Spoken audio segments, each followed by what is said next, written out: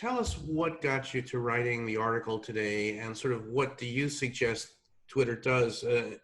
I know you outlined a number of solutions. Yeah. Well, I've written about this issue a lot. I wrote about it during the Alex Jones controversy. I've written about it at least 6 times in the New York Times in columns because I like to stay on narratives, and this is one of them, which is how do you manage a tantrum like Donald Trump on Twitter when he's your biggest customer, he's your most famous customer, and he continually abuses the platform, and what do you do about it? And so I've written lots and lots, and I've shifted different opinions and heard from a lot of smart people. And in this case, I talked about what this man talked about, which is just removing these offensive tweets, which are really not newsworthy. And that's the reason they don't remove anything. They say Donald Trump is newsworthy, but then they turn around and they take away a tweet from Bolsonaro or Nancy Pelosi's daughter or Roger Stone. I don't care who it is.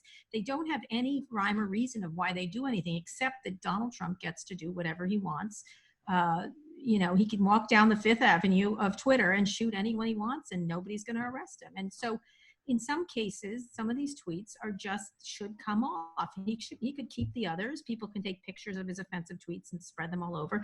But the original tweet should be removed. And this is what this widower suggested, with a lot of dignity, given how abused he's being by the President of the United States and by Twitter. And there's all kinds of things. They could create a content board that Facebook is doing to rise these very difficult questions and maybe rule over a lot of stuff on the platform. There's all kinds of solutions, but doing nothing seems to have led to a real problem on this platform.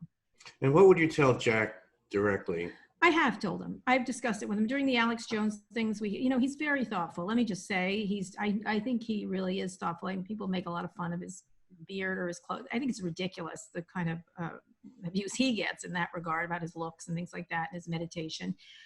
I think he's very thoughtful about these issues, and I don't think he is able to deal with them properly because it's just so overwhelming. And I'm not letting him out. Believe me, I don't like this non-action at all. But I think one of the things they're thinking about doing is labeling it a lie and then putting real information next to it, which I think is onerous and naive. That they could do that on a scaled basis. They certainly can't. They certainly could do it, surgically. But I would tell them the same thing: is how do you made this thing? Is this what you really thought it would be used for? You made this beautiful, fascinating, interesting, complex organism, and it's being used to hurt people in a way that's unnecessary and is easily fixable by you. And so, are you going to do that, or are you going to let it just do what it's doing, which is not good in many ways, and especially in the hands of Donald Trump?